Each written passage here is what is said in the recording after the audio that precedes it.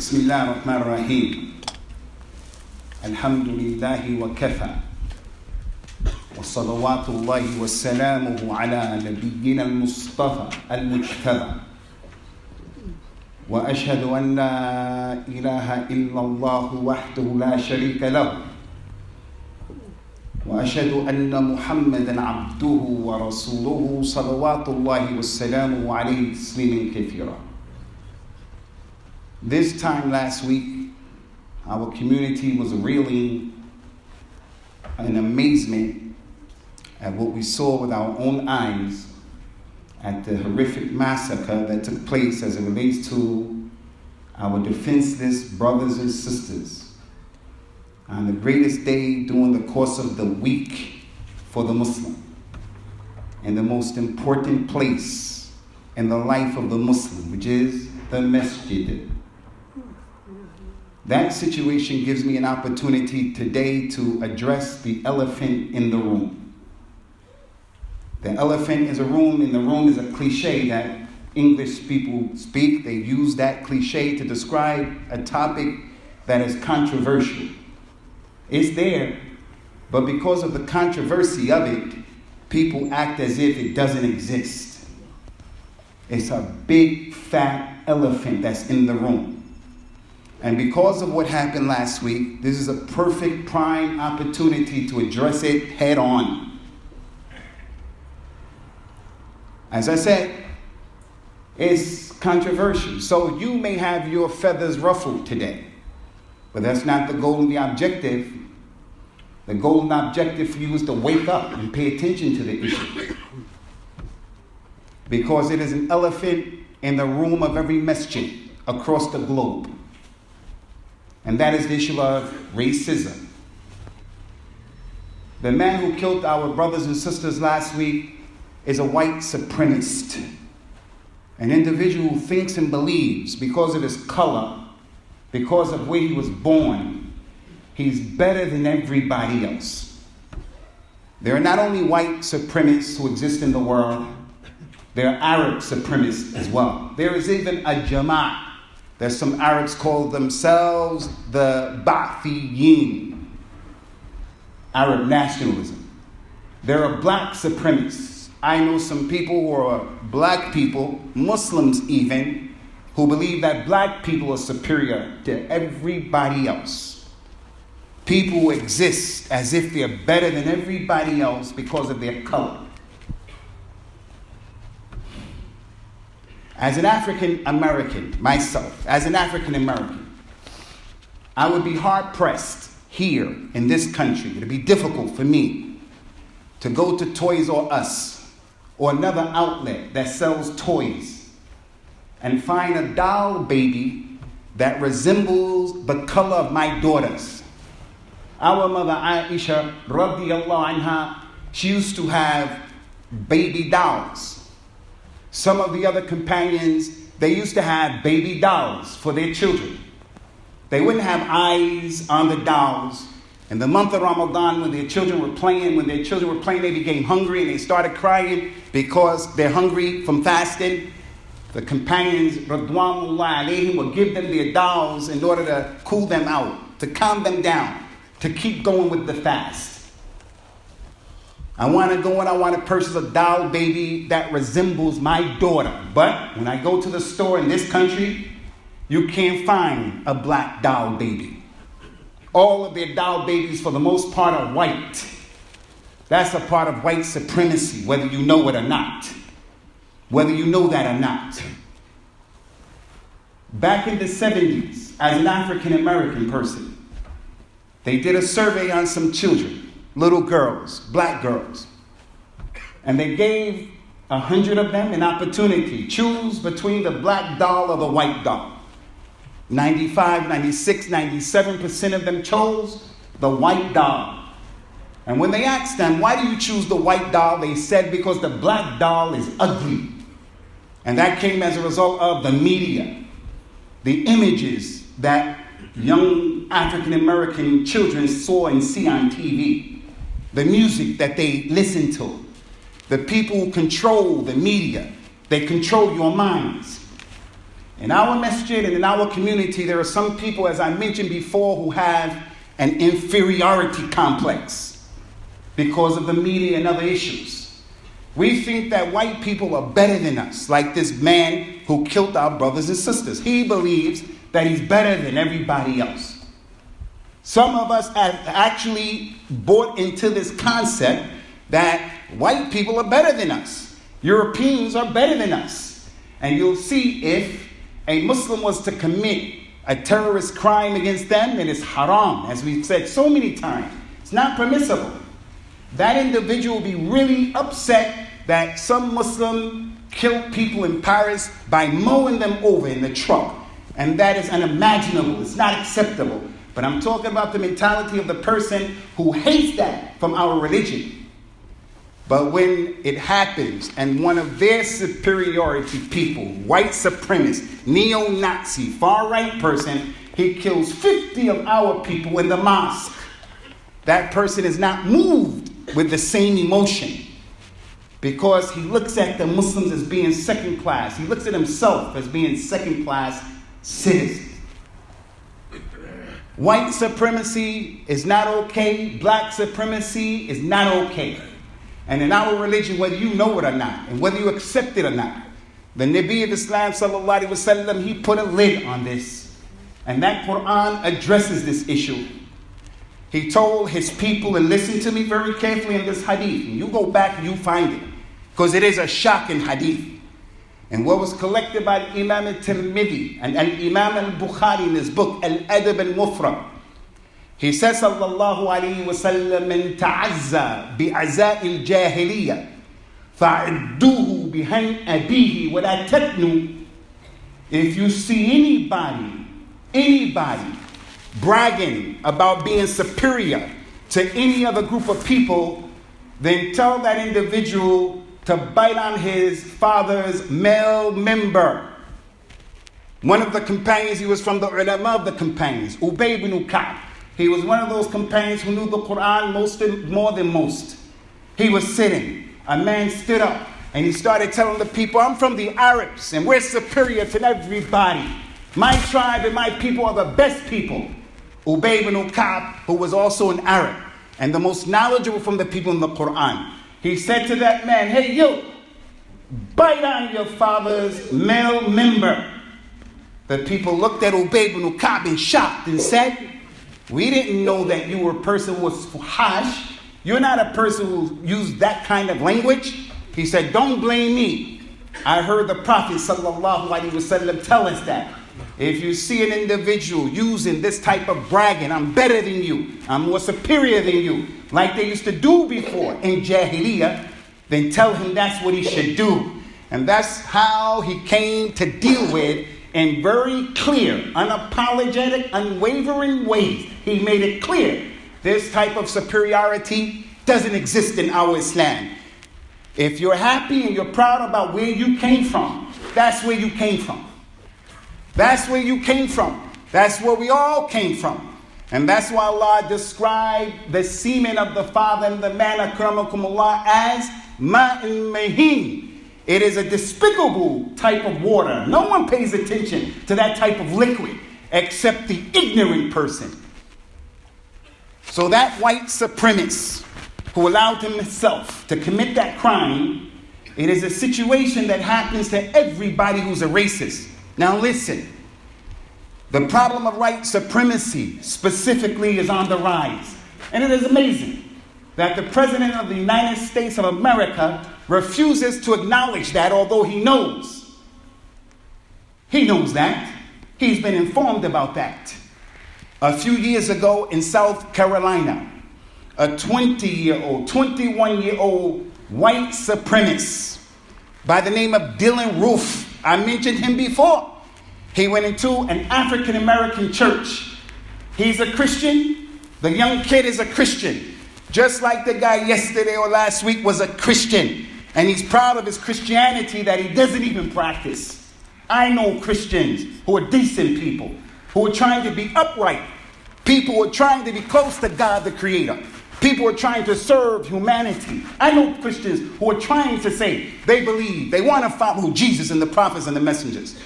Many of these people have no connection to the religion at all. But it's because of that white supremacy. He thinks I'm a Christian and my country is Christian. So he goes into that place and he shoots in cold blood 9 African American elders in their church on the day of worship, Sunday. Last year in Pittsburgh, another white supremacist went into a synagogue on a Saturday, the Sabbath, Yom Sept, the holy day for the Jewish community. He went into the church and the synagogue and he started shooting people. He killed 11 innocent people. On the day that they worship God Almighty, in the place of worship, it is universally known and accepted.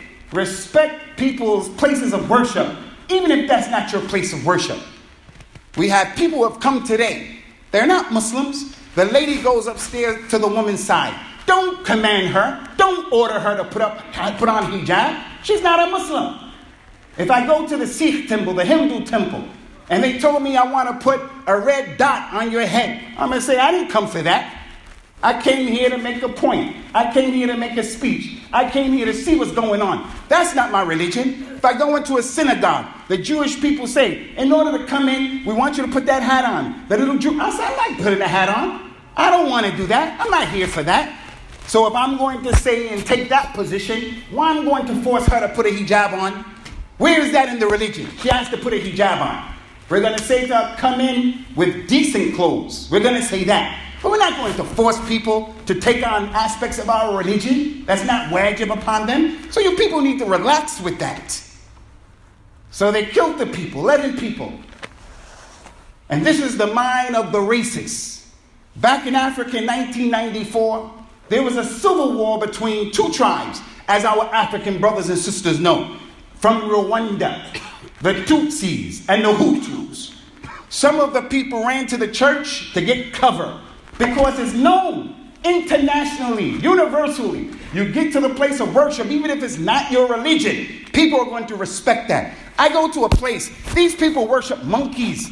I just want to see, what are they doing? They worship monkeys. I don't worship monkeys, but I'm going to respect. This is their way of believing. So I won't desecrate the place. I won't laugh at them. I won't disrespect them.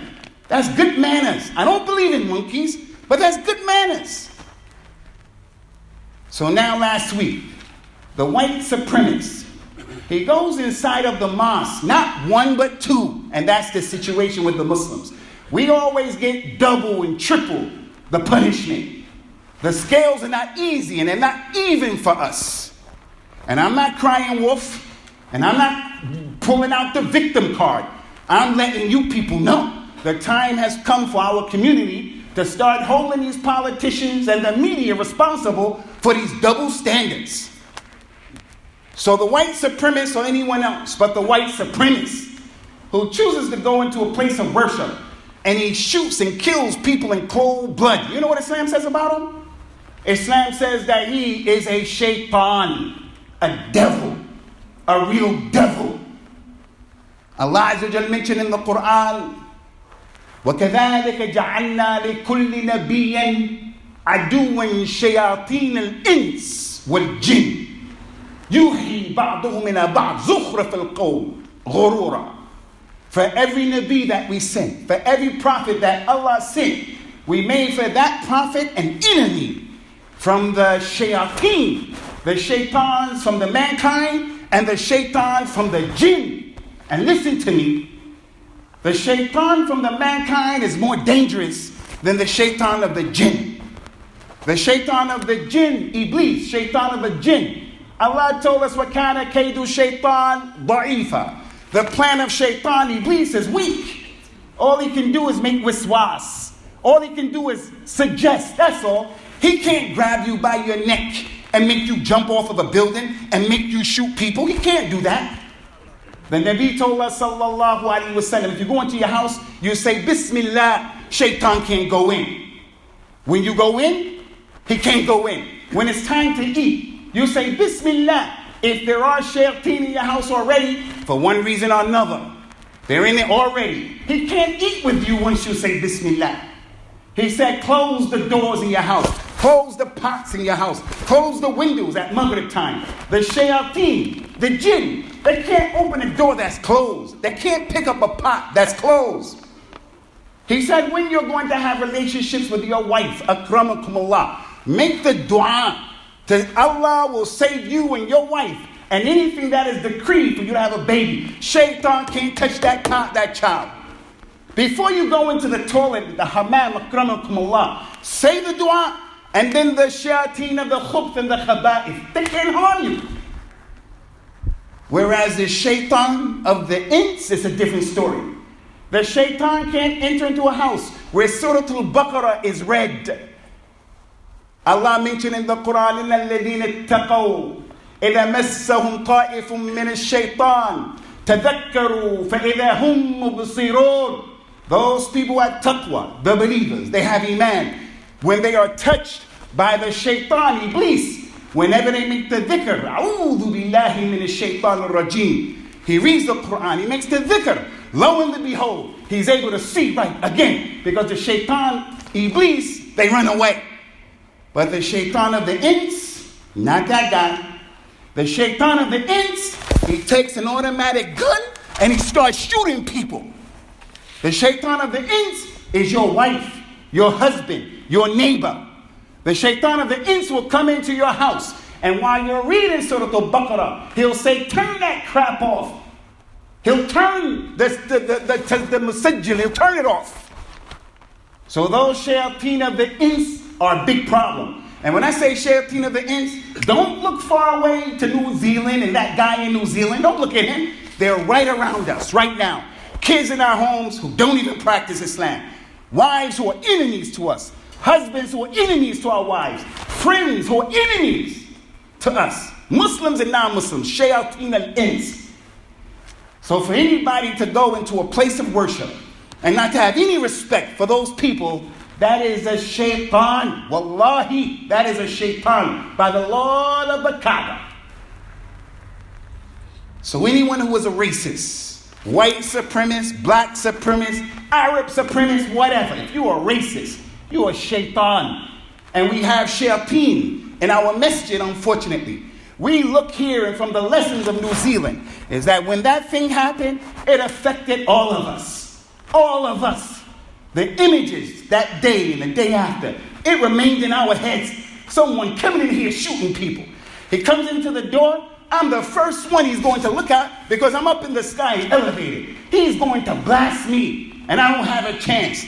But as a Muslim, I know nothing's going to hit me or hurt me or help me, harm me, except what Allah wrote for me. And that's why some died and some didn't die. And as Allah mentioned in the Quran, if you people hurt, they also hurt the way you hurt. But you people, tarjuna min Allahi ma la yarjun. You hope for from Allah what they don't hope for. And that's the Jannah, the Maghfirah, and Allah's Rahmah. So the Muslim looks at every situation and he has a religion that helps him to navigate and understand. Now I want to make it perfectly clear here as I address the issue of white supremacy. These people think they're better than us. This society here in the UK, in America, they think they're better than other people. The media makes it like that. So everybody here, I believe, has seen the double standards. I couldn't believe it. Wallahi, I couldn't believe it. It was beyond my ability to fathom that the newspaper brings on the front page the picture of the killer, that Shaytan brought a picture of that killer when he was a little blonde-eyed, blonde baby with blue eyes. And it said, angelic boy turns into mass murderer. Made him like an angel. Made him a human being. Made him someone you can relate to. The articles that were written were saying he was just a normal man. A normal white man. But as soon as the Muslim does something, like in Florida, the Pakistani Muslim boy who was not practicing his religion, going to a disco, a club, getting high, hanging out. The individual was in a club of homosexuals. According to the paper, Allah who knows best, he was inclined to that. He has some issues, so he killed people. The paper, what did it say? It said ISIS maniac kills 49 people. So every time it's a Muslim, it's a terrorist.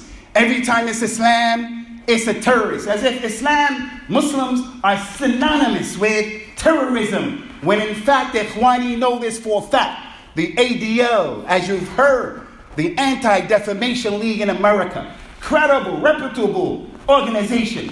Since 2010 until 2019, 19 years, when they did the study, they found 75% of the domestic terrorist attacks in America have been perpetrated by the far-right white supremacists. 3/4 of all of the terrorism in America for 19 years. And the other 25%, it doesn't belong to us Muslims. It's shared by Muslims, by Latinos, and by other people who commit terrorist crimes. And all of them are scourges to the community. All of them are a scourge on society. The point is, why is it that people in their mind, they believe and they think Islam is tantamount, symbolic, synonymous to our religion, the media?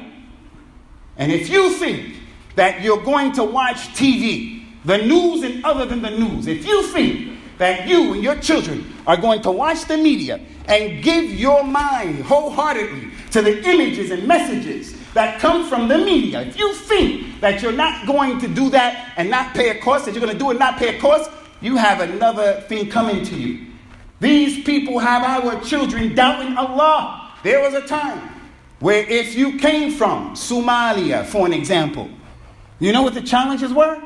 The challenges were eating khat, drinking khamr, making zina, maybe not praying here and there. Those were the challenges. Now the challenges to our community is the child saying, who said that the Quran is ma'soom min indillah? Who said that everything the Quran says is correct? Who says that? Who says that? Our kids are challenging this religion. The person, subhanAllah, it's an amazing situation. As an African American who comes from the continent of Africa. In Africa, right now, today, look at the media and the images of the Kardashians and other than that. Have our children thinking and believing you're not beautiful because the Kardashians don't look like you. In order to be beautiful, you have to go through all of these changes in your body, and that's beautiful. You have to be white. You have to be skinny. You have to be this, you have to be that. In the continent of Africa, there is this phenomenon of people purchasing products in order to bleach their skin. And that's because the lighter you are, the whiter you are, the more beautiful you are. It's a $1 billion industry. And that's amongst us as well. The Arabs, the Pakistanis, everybody. The lighter you are, the more beautiful you are. If you're in Libya, I know people in this community, the family, the father, the mother, they are willing to marry their daughter to the white non-Muslim kid on the day of the nikah that's going to happen after 3 months. They'll leave him as a non-Muslim for 3 months. And then he comes and he takes the shahada on the day of the nikah, just to facilitate the nikah. But when a practicing revert, for an example, a practicing dark-skinned Muslim, could be Arab, could be Pakistani, could be from wherever they're from, but he's darker in complexion, they'll say to the girl, if you marry that person, I'm going to disown you. And that person's a Muslim practicing the religion. You know what that is? That's people suffering from inferiority complexes. Part of it comes from the media. Bollywood, Hollywood, Nollywood, all of that stuff. The music. You people look at me and look at my people and you think all of my people are gangsters? All of my people are hip-hop artists? All of my people wear jewelry? All of the women were African American. They walk around loose. That's not my people. Some of them are like that. As some of your people are out to lunch as well. But the media, they give us those images. So that now, when we stand before people, We stand as second-class citizens. We look and we exist as second-class citizens. And we have a book. And we have a religion. And we have a Nabi, sallallahu alaihi wasallam, who taught us, you're not a second-class citizen. You're not a second-class citizen. If you take this deen, and you take this religion and the right aqidah, and you know who Allah is, who created you and everybody else, you would never allow, you would never stand for someone looking down at you. You will never allow it. So when they invite us, go to see the mayor, go to see the commissioner, go and see the chief of the police, go and see this politician, that politician. We go in there with our backs up, not bending over like this, like the man has to come through the back door and apologize. Not arrogantly, not as a person who has antisocial behavior and you're angry and loud, like we're being right now because that's the khutbah. But going into a place and you kick open the door and say, I belong. Don't feed me the crumbs off of the table. Now, it may be understood by some of you that I'm saying all white people are bad. Kalla wallahi. I'm going to make it clear.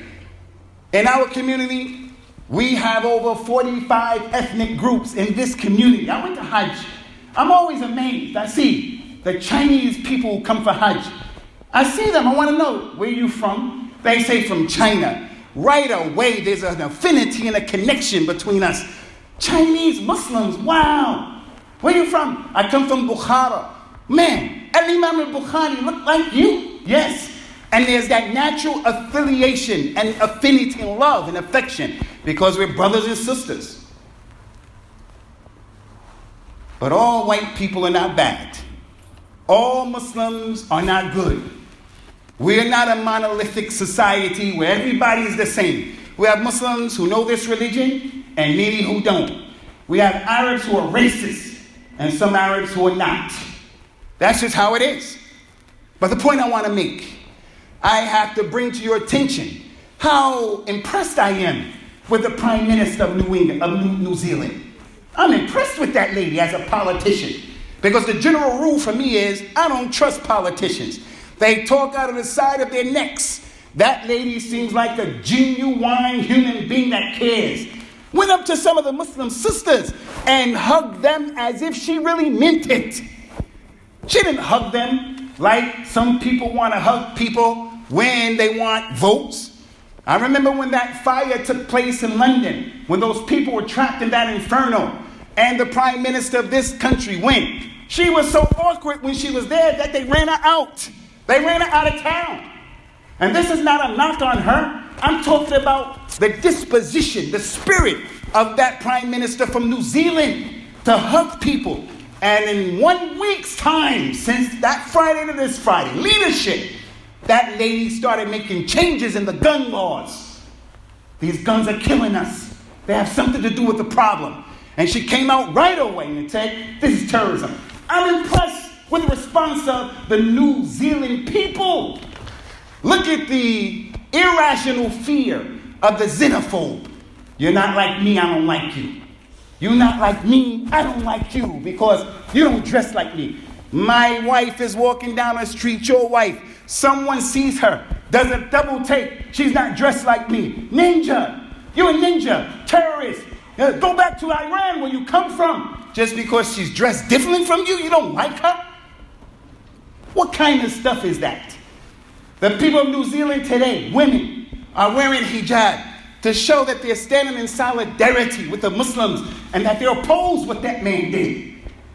I'm impressed with that. White people are doing that to allow the adhan, to allow the Quran to be called and to be read, opening up Parliament. That's a monumental historical event. I'm impressed with that. Right here in our community, right here on the internet, I received a number of emails from the police force giving their condolences, letting us know we're here to help secure the community and to save the community by Allah's permission. So they have people around in unmarked cars as well as police who are around that are visible. That's positive. You saw the flowers that are on the gates. You saw the flowers people used to bring from our neighbors, saying we stand in solidarity with you people. They didn't say you people killed us on 9/11. Hey, listen, you people have been killing us before 9/11, on 9/11, and after 9/11. Don't come giving us that nonsense. But since 9/11, the attacks have increased. But the President of the United States, he can't say yes. I don't think so, he says. So all people who are white are not white supremacists. Right now, as I address this community, we have people from the outer community, Christian clergymen, who have come today, and I'll bite my tongue for no one. Because a white man is here, I'm going to change my tune. I say, if the shoe fits, wear it. But I don't think that the people of Kim are like that. One of the reasons I embraced Islam is that as a young man growing up, when I read the Bible and I looked at Christianity and the history of my people, African Americans, who were taken from West Africa in chains and brought to America, and then gave Christianity. They gave us Christianity and told us the Son of God, Jesus, is a white man. And you have to sing songs until you go to paradise. I said, nah, I don't accept this. I don't accept this.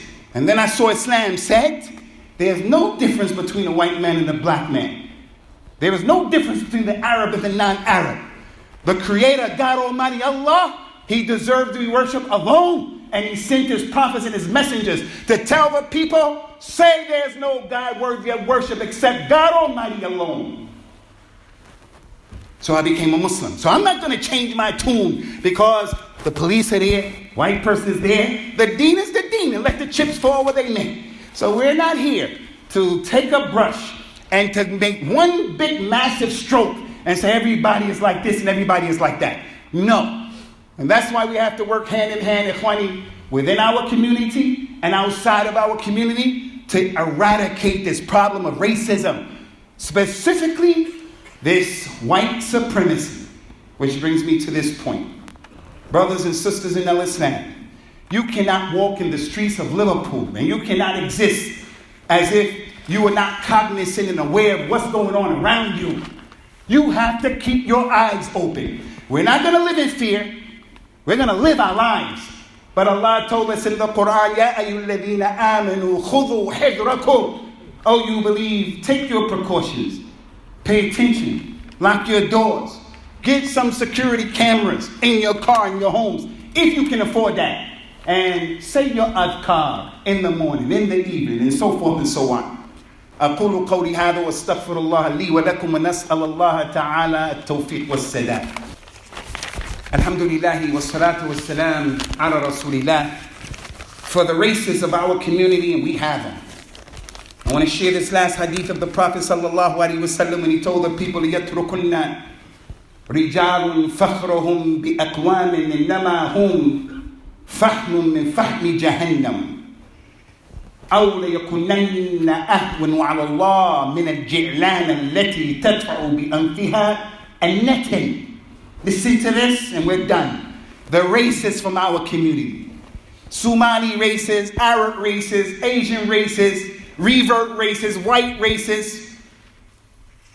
The Nabi said, sallallahu alaihi wasallam, if those from amongst you who are racist, if you don't stop bragging and using the memory of men who are the coals of the hellfire, people who went before the Arabs who are now Muslims, who you get your lineage from. You got your lineage from people who came a long time ago, who are not Muslims. Asians, you got your lineage from Indians. We got our lineage from people before Prophet Muhammad came, sallallahu alaihi wasallam, not Muslims. So they're the fahm of the knot of Jahannam. They're the coals, the fuel. If you don't stop bragging about these people who you're connected to, then Allah Azza wa Jalla is going to make you more insignificant than the Ji'lan that pushes the dung with his nose. The Ji'lan is a beetle that's in the dung, in the desert. When a camel pools, akramakumullah, when the camel defecates, camel, donkeys, horse, whenever they defecate, this little beetle, he comes and he pushes the thing with his nose, and he just pushes it around the desert.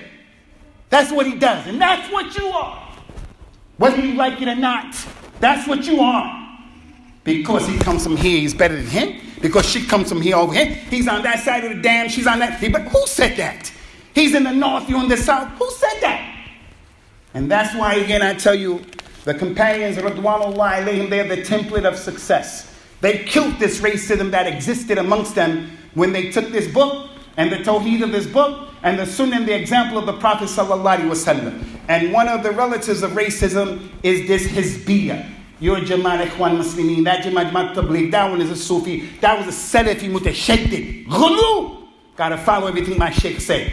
No, what the companions did is the haqq. But we don't have to follow everything you understand and what you say. That's a part of racism. Al-Ansariya, Asabiyya. We ask Allah Azza wa Jalla to have mercy upon our brothers and sisters who died in that catastrophe, that massacre. And we ask Allah to give shifa to our brothers and sisters who were wounded in that catastrophe. And we ask Allah to divinely protect us from the harm of the white supremacists and to protect us from the jahl of the racists from amongst us. Oh Allah, we ask you by your Ism al-A'zam that you make us a group of people who hold on to the kitab of Allah and your sunnah the way those companions did. Ridwanullahi alayhim ajma'in. Aqim as-salat yarhamakumullah.